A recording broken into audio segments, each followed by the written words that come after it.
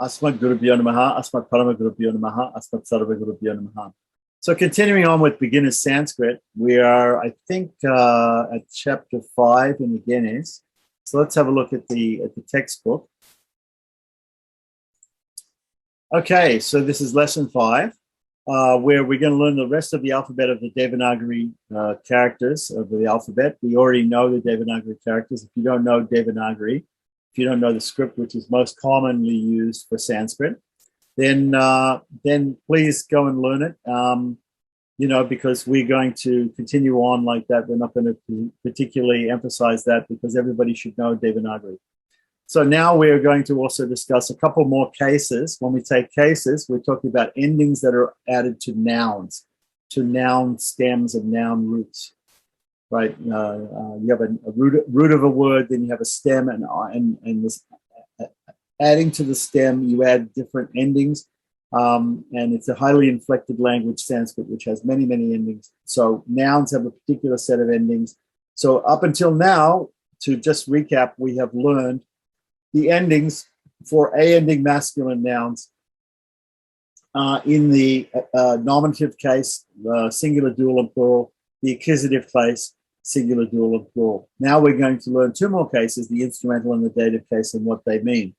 So then we're going to have some vocabulary, some more nouns that end in short A, which are going to be A-ending nouns in short A. They're masculine nouns. So here are the last 5 stops or last 5 consonants in the series of 5 stops, or what we call sparsha consonants in the Sanskrit alphabet, pa, pa, bha, bha, ma. Right, and then here are semivowels, yara, lava. Right, and we're going to continue on with these sibilants and the aspirate. The three S's are called sibilants: sh, sha, sa, and ha. And we have two other characters here. One is called anuswara, and one is called visarga. Like that, anuswara is actually the little dot here above the letter A. This is a Calcutta stylized Devanagari type letter for the letter A. This is also a Calcutta style of the letter A. These Anuswara and Visarga have to have a vowel coming before them. In this case, they've picked the letter A, but actually we're talking about Anuswara and Visarga, which is and aha, a pure nasal sound, and a breath type echo sound that comes at the end of a word, usually, sometimes in the middle of a word. And they're shown by this dot or diamond shaped glyph on top of the letter, or the two of them vertically to the right of the letter, like that. So that's how they're formed. Everybody should know that if they understand. Now, there's also two other things called Jihvamuliya and Upadvadiya. And Jihvamuliya is when the visarga is followed by either K or KH. When the visarga is followed by P or PH, it is Upadvadiya. The sounds of these are like the first one, Jihvamuliya, is like the sound of lock, like the k in lock, in the Scottish lock, or in the German word ich bin, like that. Or and the upabani is like a slight F sound, a slight F sound. There is no actual F in Sanskrit. Don't think that PH is pronounced as F. It's not. PH is pa. But when one of these visargas comes before a P or a PH, the visarga itself has a slight F sound. For example, purnamadaf, purnamidam. Instead of purnamadaha, purnamidam, we have purnamadaf, purnamidam. Okay, so that's an example of upadvaniya. This is how we write upadvaniya and jihvamuliya. In transliteration, it's shown as an H instead of an H with a dot under it. Normal visarga is an H with a dot under it. In transliteration. In transliteration, Jihvamuliya is shown with a bar, like a macron, a horizontal bar underneath the underneath the H. And if we have a brave symbol, a small little U sort of symbol underneath an H, that is the Upadmaniya symbol, right, in transliteration. The Upadmaniya may appear in Sanskrit as this symbol here, Upadmaniya. This is a symbol which is used in Shukla Yajurveda, actually, more. There are many symbols that the Upadmaniya may be.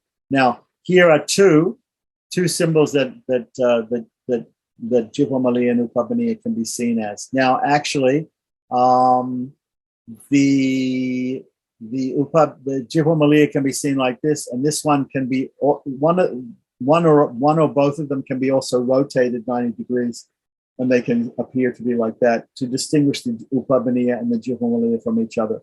So there are different ways that Jivamaliya and Upadmaniya are shown in Devanagari texts, and we can explain those later, but it's not very important here. But know that the Jivamaliya and Upadmaniya, this ik and f sound, is not Vedic Sanskrit. It's part of classical Sanskrit pronunciation and classical, but grammatically they are a visarga.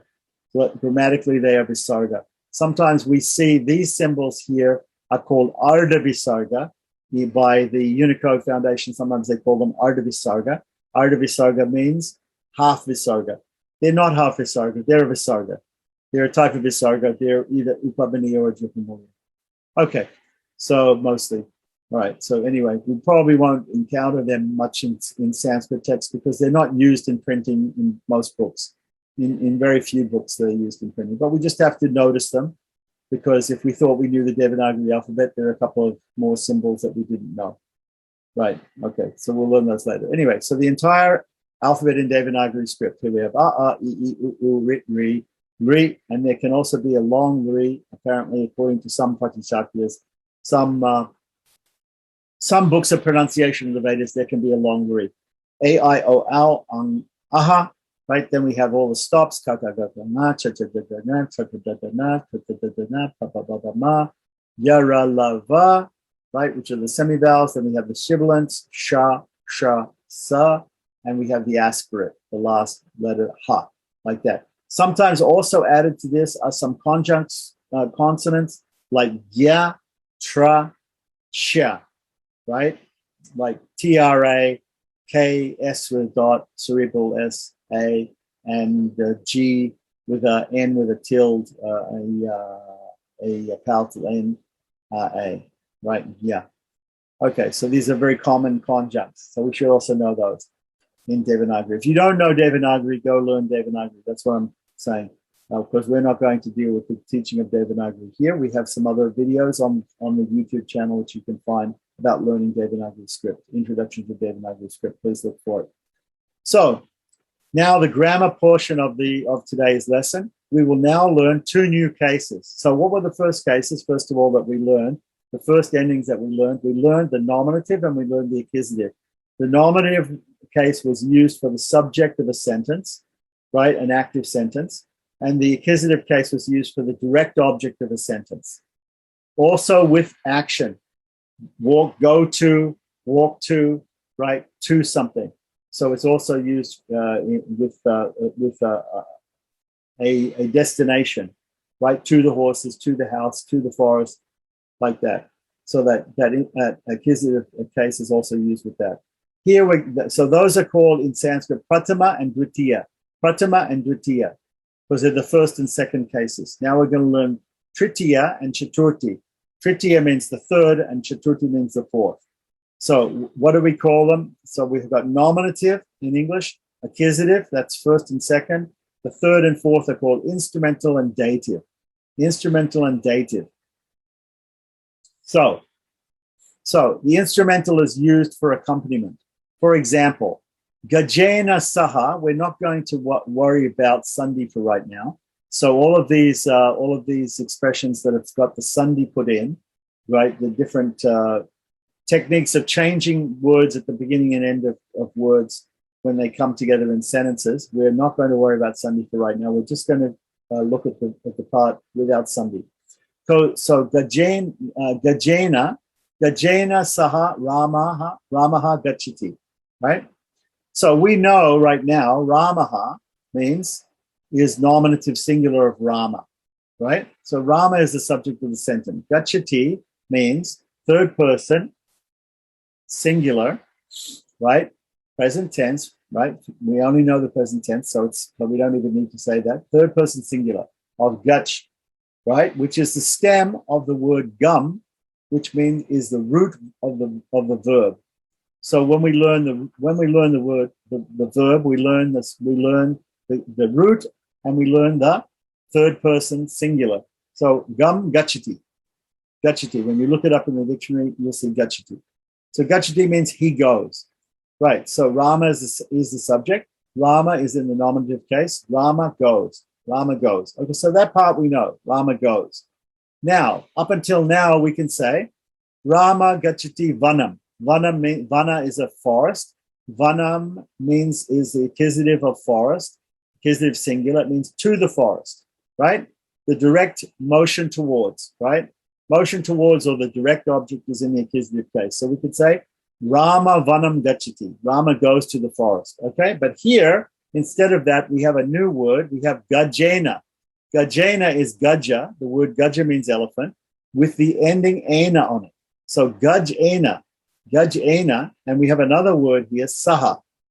Saha is, we don't even need to say saha, but saha is the word for with in Sanskrit. So here he's saying Rama goes with the elephant. The elephant, in this case, we could take out the word saha, it would still mean Rama goes with the elephant, right? So by or with, what is the, right, is in other words, Rama goes by elephant, or rather Rama goes with the elephant. Either Rama's walking with the elephant or Rama's on top of the elephant and he's using the elephant as his vehicle, right? So Rama goes by elephant. Therefore, the elephant is the instrument used by Rama to go. That is why the elephant is put in the instrumental case. Do we understand now what instrumental case means? It means by or with in English. By or with. When we see instrumental, when we see gajena, we say by or with the elephant. Okay? So the word saha together is sometimes used after the instrumental to indicate accompaniment. So it can be used. Saha can be used sometimes after the word in the instrumental case. We can put saha. So in English, we would say with the elephant. In Sanskrit, we say the elephant in the instrumental case, and we put saha afterwards, with afterwards. Right? Now, we don't have to put saha. It's optional, right? Because just the ending ena, the instrumental ending, shows us that it is with or by the elephant. So Rama goes by elephant, or Rama goes with the elephant. That's what it means. Now, the instrumental is also used as an expression to express instrumentality, or by means of.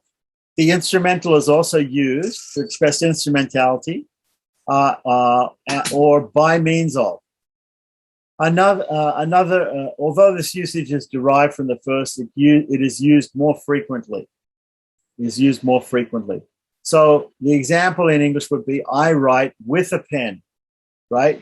So in the first example here, we have Rama goes with the elephant. So he's going along with the elephant like that. But it also means by means of elephant. So Rama goes by means of elephant. So it can mean by means. So it can mean by, with, or by or with. By or with. Instrumentality means by or with. Okay, so that's the instrumental case, right? Or the tritiya vibhakti, right? In Sanskrit, we call these case endings as vibhaktis. And we call that one tritiya. So let's just use, what we're going to do is we're not going to use, I'm just telling you the Sanskrit equivalents, but we'll just use the English for now. We'll just use the English for now. So we have nominative, accusative, and now we have instrumental. We'll learn the endings in a second. First of all, we have to learn the concepts, then we're going to learn the endings. So the next case is called dative case. The dative case indicates an indirect object, Dative, to give means to give, right? So it shows purpose. It shows purpose. For example, here we have an example, okay? Ramaha putraya ashvam gachati. Right. So Ramaha Gachati, we understand what that is. Ramaha is nominative singular. Gachati is third person singular. Right. So Rama goes. Rama goes. Right. Now we know Ashram. Ashram means horse. Right. Ashram is the accusative singular of horse. So the direct object of this sentence is the subject is Rama. The direct object is the horse. Gachati is the verb. So Rama goes to the horse. The next word, the other word that we don't know is putraya. The word putra means a son. Putraya is not putram, it's not putraha, right? It's putraya. It is dative singular. Dative singular is putraya, right? So we have putra plus aya, putraya, right? So Krishnaya, Vasudevaya, right? Like that. This is all aya. A ending nouns become aya in the singular dative singular. Okay, so putraya means for the son or to the son, but not to the son in meaning motion towards, but so dative means for or to, right? But not motion towards to, but it means we'll see in a minute. Okay, so Rama goes to the horse for the son, for the purpose of the son. For the purpose of the son. Dative means for the purpose of the son. Now, the next one, Ramaha Putraya Pustakam, Patati. Pustakam is the object, is in the accusative, right? Singular. Ramaha is the subject, right? It's in singular, nominative singular. Patati is third person, singular, right? Of to read. Right? So Ramaha reads the book. Rama reads the book. Rama reads the book. Putraya means, again, right? Putraya meant for the horse in the first thing. It means to the son. For the son, to the son. Here it means to the son. Putraya. Putraya. Rama reads the book to the son. You could also translate it as Rama reads the book for the son. Okay? Right? It means the same thing. The purpose is for the son. The purpose in the first sentence, the purpose for Rama going to the horse is for the son. In the second sentence, the purpose of the Rama reading the book is for the son. The purpose is the same. So it's for purpose. The dative case means purpose, like that. So it means, so when I say Keshavaya Namaha, it is for the purpose of Keshava, obeisances for the purpose of Keshava. It means to Keshava. Right? But it doesn't necessarily mean action of motion. It doesn't mean motion towards him necessarily. Right? Right? Motion towards would be a direct object. Here it's for or to. But where to doesn't mean motion towards. Okay. So here is how those two things. So everybody understand that instrumental means by or with. Dative means to or for. Right? Okay, so here is how they are formed. We have this word naraha, or we could use even ramaha, but he is using naraha. So we have narena, narabhyam, narahi, right? Singular, dual, and plural. Naraya, narabhyam, narebhyaha, right? So we could with elephant it would be gajena, right? So you notice here a different, one thing is a little bit different. Gajena, if you see Gajena here, the N is a normal dental N. Up here with Narena, the N has a dot underneath it, which means it's a cerebral N, like the N in Ganesha or in Krishna. It's a cerebral N. Yeah? So the reason why it changes into a cerebral N here is because of the action of the R, because the R comes before it. When the R comes before it, it changes this type of an N to this type of an N, a regular dental N to a cerebral N. That's a rule of Sandhi. So he's going to explain that down here, right? But so we say Narena Narabhyam Narahi, Naraya Narabhyam Narebhyaha. Right, for instrumental and dative. We could then say Gajena, Gajabhyam, Gajahi, Gajaya, Gajabhyam, Gajebhyaha, if it's an elephant. If it's Rama, we could say Ramena, Ramabhyam, Ramahi, Ramaya, Ramabhyam, Ramebhyaha. If it's Krishna, we say Krishna, Krishnena, Krishnabhyam, Krishnahi, Krishnaya, Krishnabhyam, Krishnebhyaha, right? So if we wanted to fully decline, up until now, we have now learned 4 cases. If we wanted to fully decline the word Rama, we will say Ramaha, Ramal, Ramaha, nominative, singular, dual, and plural. Ramam, Ramal, Raman, right? Accusative, singular, dual, and plural. Instrumental, Ramena, Ramabhyam, Ramahi, right? Instrumental, singular, dual, and plural. Dative, singular, dual, plural will be Ramaya, Ramabhyam, Ramebhyaha. So it'll be Ramaha, Ramal, Ramaha, Ramam, Ramal, Raman, Ramena, Ramabhyam, Ramahi, Ramaya, Ramabhyam, Ramebhyaha. Okay? It may sound like a lot to remember, but you'll get it after a while. It's very, very simple. Okay, so now that we know all those endings, right? Now let's learn the reason for the change of the dental N to the cerebral N. This is a rule of Sandhi, okay? So we will now learn the following Sandhi rule in more detail in lesson 11. So he's leaving Sandhi, these Sandhi rules till later, but he's got to tell you this one now because it's going to change certain words that we already learned when put into the instrumental case. When we add ana, right, some words are going to have a dental N and some words are going to have a cerebral N. And we have to know the difference. And so here he's got to introduce this rule here because he's teaching instrumental case.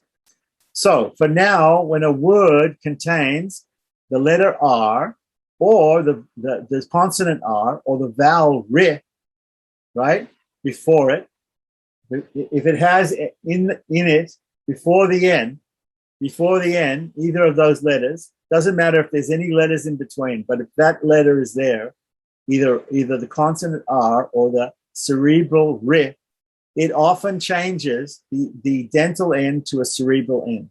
For example, now the reason he says often changes is because there are some exceptions to this rule also, which we'll learn later, okay? But that's not important now.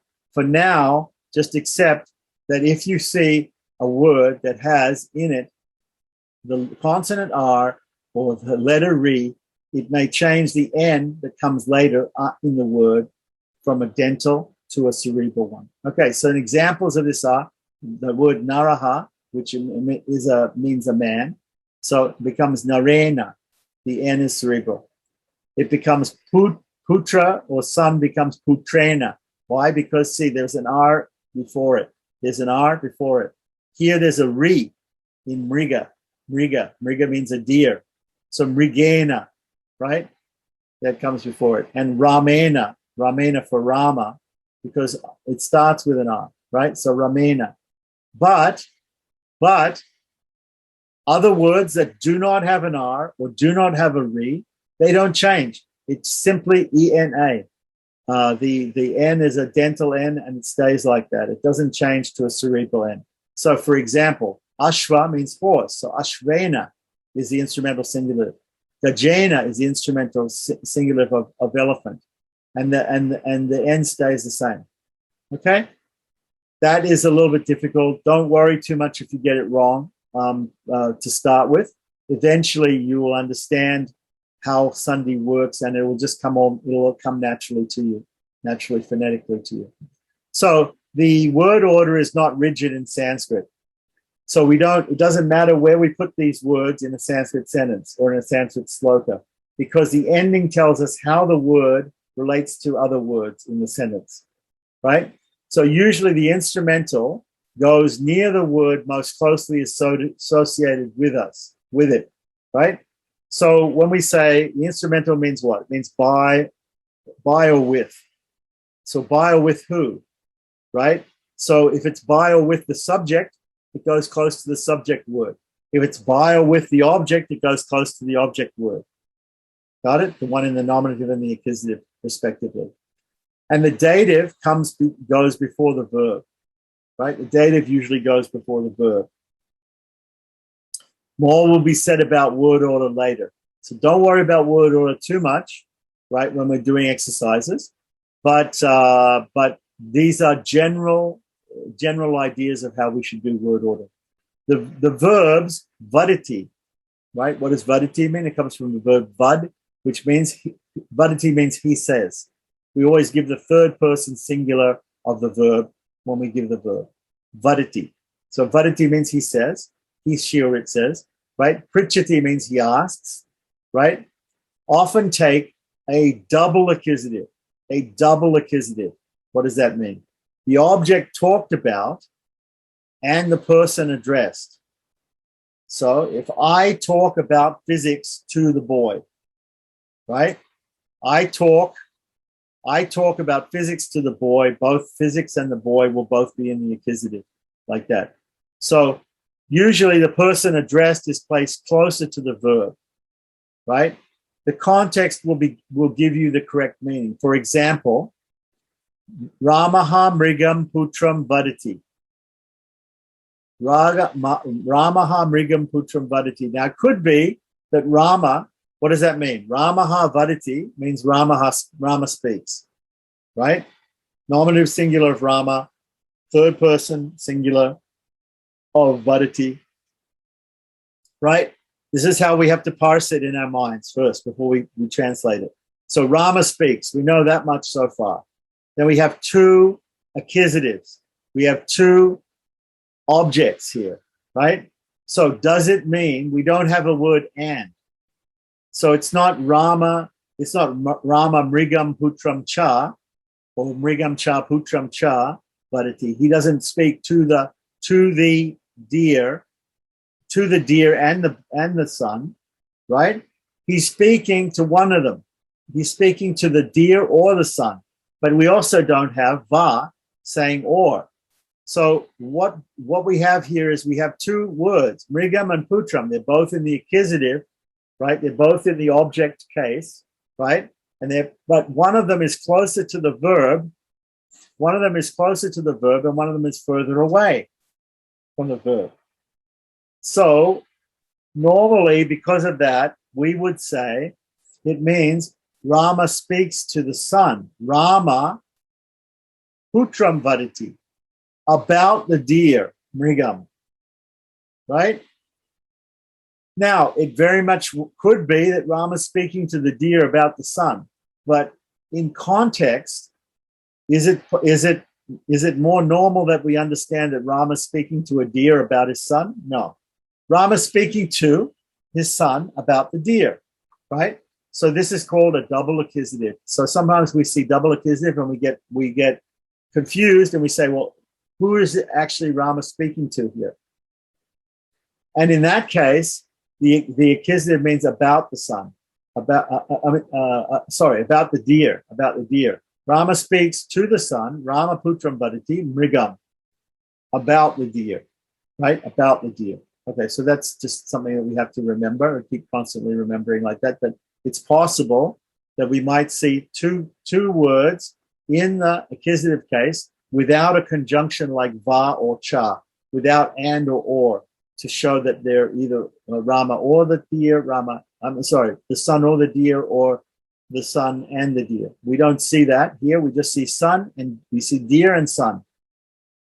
So who's Rama speaking to? Most probably he's speaking, according to context, to his son about the deer. And that's how we translate that accusative as about. That double accusative, the deer is therefore sent as about. Okay, so that's all our grammar in this lesson. Now let's look at the vocabulary which he's introducing, more vocabulary. So here we have another indeclinable. I always love indeclinables because we don't have to add any endings soon. We can just use them as is. So we just learn that word and that's what it is. Tatra is an indeclinable. It means there, right? So just like we had kutra. Kutra means where. Tatra means there, okay? So nripaha. Nripaha, this is a vocalic R, a vowel R, ri. Nripaha. Nripaha means king. You can also say Raja. Raja means king. But Nripa means king. Maharaja or Raja means king. Nripa means king. Nripaha. So it's also a ending masculine. Balaha. Balaha.